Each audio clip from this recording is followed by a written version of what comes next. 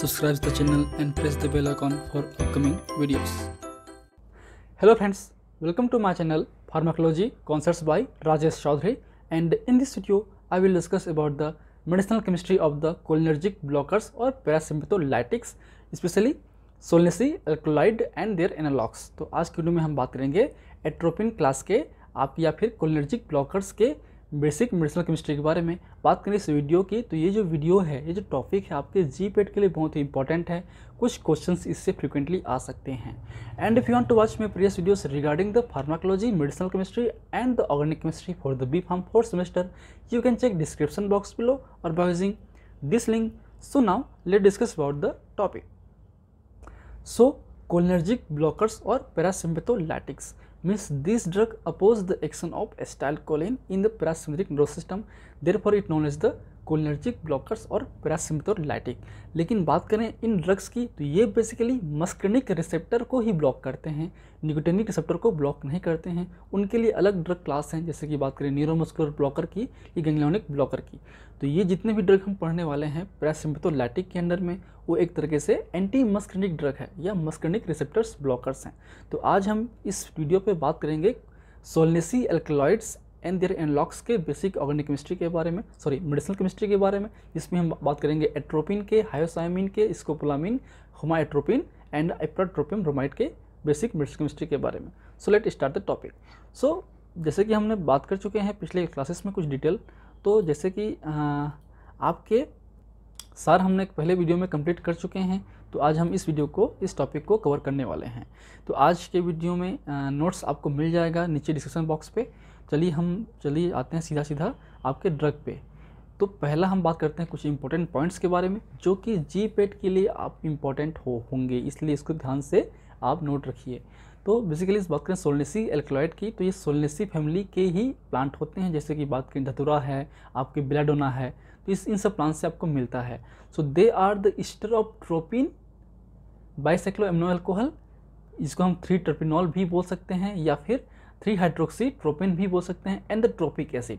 तो एक तरीके से ये जो ट्रोपिन है इसी को हम ट्रोपेन या फिर 3-हाइड्रोक्सी ट्रोपेन या 3-ट्रोपेनॉल भी बोल सकते हैं। और ये आपके टर्पिनॉल नहीं है, ये मेरे ख्याल से ट्रोपेनॉल है, ठीक है, ट्रोपेनॉल नॉट टर्पिनॉल, ये ट्रोपेनॉल है, ठीक है। और ये आपका है ट्रोपिक एसिड, ये आपका एस एनोसिमर वाला ट्रोपिक एसिड है, ठीक है। तो इससे मिलके बनता है आपका एट्रोपिन। तो एक तरीके से ये आपका और ये आपका दो पोर्शंस में बना होता है। ये ट्रोपिक एसिड का है, ये आपका ट्रोपिन का है। इसको हम फिनाइल एसिटिक एसिड भी बोल सकते हैं, और ये आपका बाइसाइक्लिक एमिनो एल्कोहल भी हम बोल सकते हैं। And they are obtain from the atropa belladonna, hyoscyamus niger and datura stramonium. तो ये 3 प्लांट हैं जिससे हमको सोलनेसी अल्कलॉइड्स के जो भी कोलिनर्जिक ब्लॉकर्स हैं वो हमको मिलते हैं। बात करें हम लोग एट्रोपिन की, तो एट्रोपिन एक तरीके से रेसमिक मिक्सचर होता है हायोसाइमिन का। तो हायोसाइमिन सिंगली भी हम यूज़ कर सकते हैं, आगे हम पढ़ेंगे ही। तो माइनस हायोसाइमिन या levo form of the hyoscyamine is the more active. Alkaloid के जितने भी लियो फॉर्म हैं वो हमेशा हाईली एक्टिव होते हैं, आपको पता ही होगा। तो इसलिए आपके जो माइनस हायोसाइमिन है वो हाईली एक्टिव होते हैं, रेसमिक मिक्सचर्स भी एक्टिव होते हैं प्रॉपर्ली। तो ये आपका ester of the tropine and the tropic acid आपका है एट्रोपिन, ये भी इंपॉर्टेंट है, ठीक है।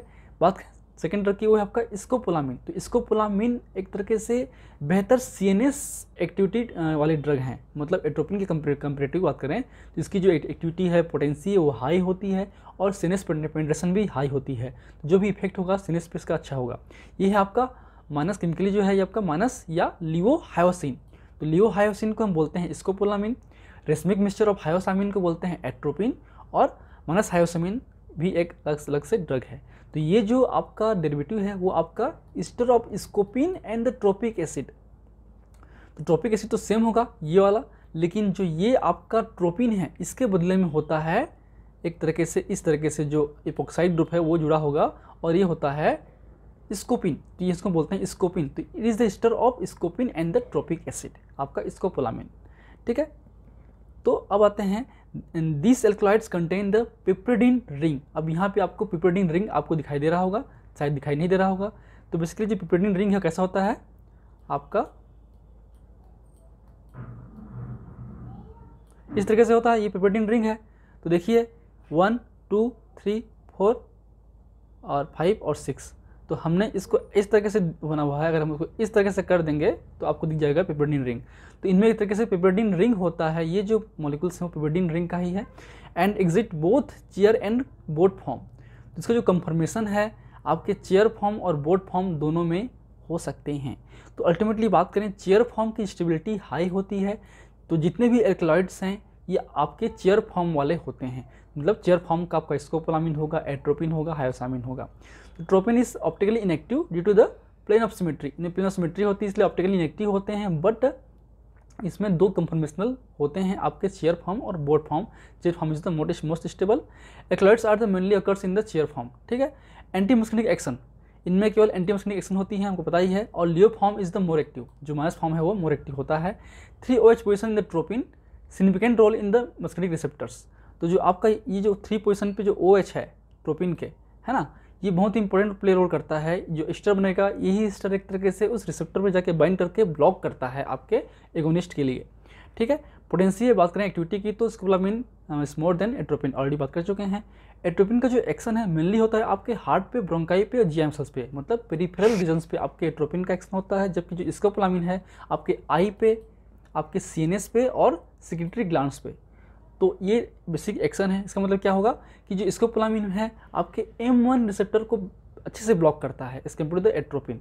एट्रोपिन जो है आपके M3 या M2 को अच्छे से ब्लॉक करता है, ठीक है, क्योंकि M1 आपके सीनेस पोर्शन पे भी होते हैं जो कि सीनेस एक्टिविटी के लिए रिस्पॉन्सिबल है, सीनेस को स्टिमुलेट करते हैं। लेकिन ये जो ब्लॉकर है इसलिए क्या होगा, सीनेस डिप्रेसेंट होगा। अब आते हैं ड्रग के बारे में। तो पहला ड्रग है आपका एट्रोपिन सल्फेट, बहुत ही इंपॉर्टेंट ड्रग है, इससे बेसिकली क्वेश्चन आते हैं शॉर्ट में या लॉन्ग में।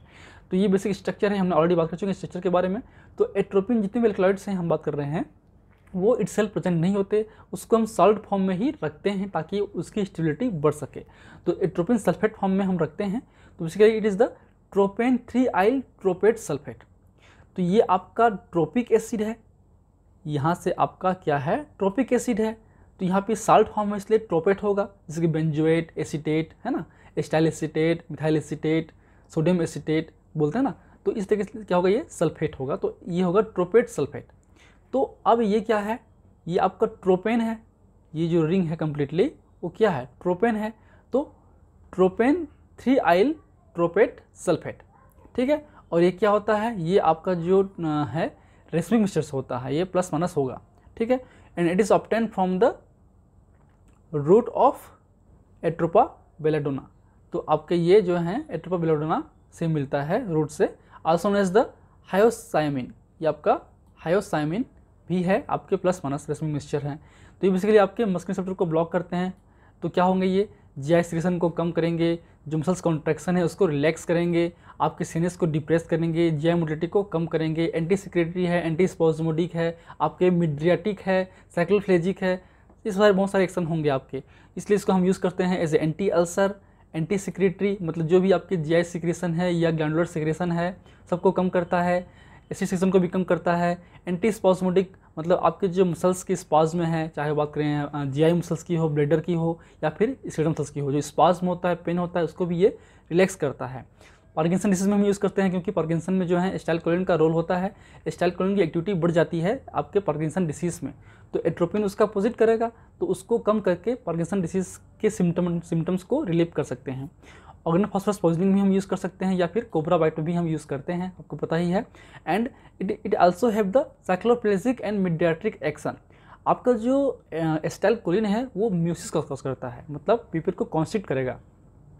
तो ये जो साइक्लोफ्लेजिक एंड मिडियाट्रिक है, हम जब आई ड्रॉप डालते हैं तो हमारे जो फोर्सफुली जो आपकी जो पीपल इसको डायलेट करता है फोर्सफुली, तो लाइट के जो रिफ्लेक्शन है कम हो जाता है, इसलिए जो हमको ब्लड विजन दिखाई देता है, इसको बोलते हैं साइक्लोफ्लेजिक एक्शन।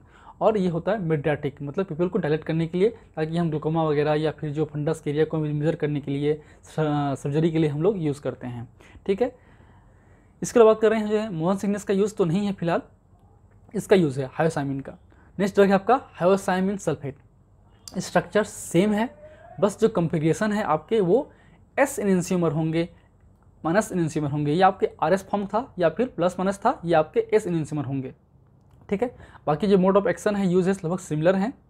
इसका जो मेन यूज़ है आपका है मोशन सिकनेस पे। बाकी ये क्या होगा, सेम ट्रोपेन 3आइल, ये आपका ट्रोपेट है, इतना जो है आपका क्या है ट्रोपेट है, ट्रोपिक एसिड का जो आपका स्ट्रक्चर है, इसलिए ये आपका ट्रोपेट सल्फेट, ये आपका ट्रोपेन रिंग है, ठीक है। तो ट्रोपेन 3 था तो ट्रोपेन रिंग हो गया ये, तो ट्रोपेन का क्या होगा, tropane 3 yl S ट्रोपेट sulphate, S मतलब आपके एस एनेंसियोमर। इसका जो मेलिस किस में है, मोशन सिकनेस में है, ठीक है, याद रखिए। और more active than the atropine, इसकी एक्टिविटी जो है मोर होती क्यों होती है, क्योंकि ये एस एनेंसियोमर है या फिर लियो फॉर्म का होता है, इसलिए। नेक्स्ट है आपका स्कोपोलामिन हाइड्रोब्रोमाइड, तो ये आपके HBr साल्ट में होता है। तो देखिए क्या होगा, ये 6,7 इपॉक्सी ट्रोपेन 3 आइल, यहाँ भी जो पोजीशन है 6,7 पोजीशन पे इपॉक्सी ग्रुप है, इसलिए 6,7 epoxy tropane 3 yl S tropate hydrobromide. S मतलब S enantiomer minus levo hyoscyamine, hyoscine भी हम बोलते हैं। ये भी एक तरीके से एम रिसेप्टर ब्लॉकर है, but more potent than atropine, more rapid active, more rapid onset and shorter duration, high sense activity and more toxic. ये बेसिक डिफरेंस है आपके एट्रोपिन के कंप्रेसर पे। इसका जो यूज़ है हम करते हैं मिडियाट्रिक साइक्लोफ्लेक्सिक एक्शन पे, आई ड्रॉप में भी यूज़ कर सकते हैं। Acute mania delirium with morphine, हम एक्यूट मेनिया डिलीरियम में भी करते हैं क्योंकि ये सीनेस डिप्रेसेंट ड्रग हैं। And also use in the motion sickness, तो ये चीज़ों में हम यूज़ करते हैं। फिर नेक्स्ट आपका होम एट्रोपिन हाइड्रोब्रोमाइड, तो एक तरीके से ये जो ऊपर के थे वो आपके नॉन नेचुरल थे, यहाँ से होगा आपका सिंथेटिक, सॉरी सेमी सिंथेटिक, क्योंकि हम एट्रोपिन ड्रग को ही लेकर बना रहे हैं।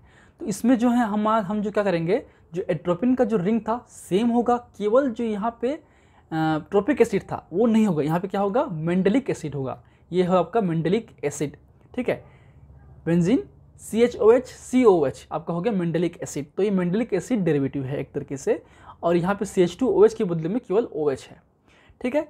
ये भी एक तरीके से रेसमिक मिक्सचर है, रेसमिक मिक्सचर मेंडेलिक एसिड। तो इस क्या बोलते हैं इसको, ये हो गया आपका मेंडेलॉक्सी, ये हो गया आपका मेंडेल ऑक्सी ट्रोपियम ब्रोमाइड, ठीक है, ये आपका हो गया नोमेनक्लेचर। फिर आते हैं इसके पॉइंट पे, तो ये ester of the mandelic acid with the tropine 1/10 potency then the atropine, इसकी जो पोटेंसी है वो बहुत ही कम होती है, 1/10 होती है, मतलब रिक्वायरमेंट 10 टाइम्स हाई होगी डोज की एट्रोपिन कंपेरिजन पे। मतलब जितना रिस्पॉन्स आपका एट्रोपिन अगर 1 mg में दे रहा है, तो वही आपकी जो होमोएट्रोपिन 10 mg की रिक्वायरमेंट होगी, ठीक है। तो इसका जो मेन यूज़ है आपका क्या है, used topically as a mydriatic and cycloplegic due to the rapid onset of action.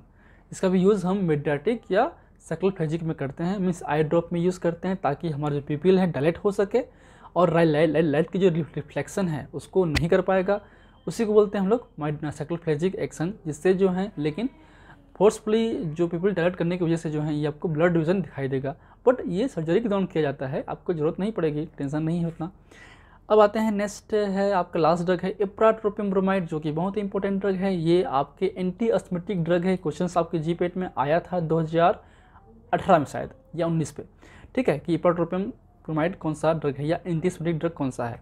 तो ये भी एक तरीके से आपके जो एट्रोपिन का ही डेरिवेटिव है, बस यहाँ पे केवल मिथाइल ग्रुप था एक, यहाँ पे एक एक्स्ट्रा आइसोप्रोपाइल या प्रोपेन 2 आइल या 1 मिथाइल इथाइल ग्रुप ऐड हुआ है, इसलिए क्या बोल सकते हैं 8 पे, ये 8 पोजिशन है, 8 पे मिथाइल, 8 पे 1 मिथाइल इथाइल, ये 2 है इसलिए इथाइल, या 8 पे आइसोप्रोपाइल या 8 पे प्रोपेन 2 आइल, ये हम बोल सकते हैं।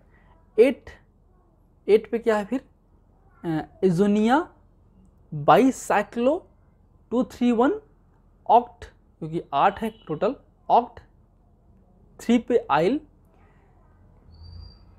3 हाइड्रोक्सी, ये अब हो गया यहाँ पे 1 2 3, तो ये 3 हाइड्रोक्सी, यहाँ पे 3 पोजीशन पे हाइड्रोक्सी, 2 पे फिनाइल, ये आपके क्योंकि ये प्रोपेनिक एसिड है तो ये आपका 1 है, ये आपका 2 है, ये आपका 3 है, इसलिए 3 हाइड्रोक्सी 2 फिनाइल प्रोपेनोएट, प्रोपेनिक एसिड इसलिए प्रोपेनोएट ब्रोमाइड, ठीक है। एक तरीके से क्वाटरनरी अमोनियम कंपाउंड्स है एट्रोपिन का। ये बेसिकली M3 रिसेप्टर ब्लॉकर है, मस्कनिक 3 रिसेप्टर ब्लॉकर से, जो बेसिकली आपके ब्रंकस पे होते हैं, इसलिए ब्रोंकियोडाइलेटर की तरह काम करते हैं और एंटी एस्थमेटिक ड्रग में हम यूज़ करते हैं एज ए। इसका जो सिंथेसिस सिंपल करेंगे, ट्रोपिन और ट्रोपिक एसिड लेंगे तो क्या बनेगा, एट्रोपिन ऑलरेडी बात कर चुके हैं, सिंपल सा है, यहाँ से आपका जो H और OH वहाँ निकल जाएगा और बनेगा आपका इस तरीके से एट्रोपिन। इस एट्रोपिन पे अगर हम डाइमिथाइल मतलब CH3 होल ट्वाइस CHBr मतलब आइसोप्रोपाइल ब्रोमाइड का हम रिएक्शन कराएंगे, तो एक तरीके से यहाँ पे Br ब्रोमाइड फॉर्म होगा और ये CH जो है यहाँ पे आके जुड़ जाएगा इस N पोजीशन पे और बनाएगा साल्ट। तो ये बन गया आपका इप्राट्रोपियम ब्रोमाइड, जिसका यूज़ हम करते हैं एज ए अस्थमा में या COPD में इनहेल्ड फॉर्म में। और इसका भी यूज़ हम आपके बीटा जो एगोनिस्ट हैं, सल्बुटामॉल हैं, ट्रबुटालिन हैं, उसके साथ भी हम करते हैं। नेजल ससन भी हम यूज़ करते हैं, लेकिन केवल राइनोरिया को रिड्यूस करने के लिए। ये आपके और नेजल डिकंजेशन में यूज़ नहीं होता, ये बेसिकली राइनोरिया को ही रिड्यूस करता है। And it is also used along with the beta agonist. So these are the basic drugs of the parasympatholitic or solaneous alkaloids. So if you like my videos, please press the like button, share with your friend, and any feedback please comment in the comment section. That motivates me for the upcoming videos. In last, thank you, keep watching.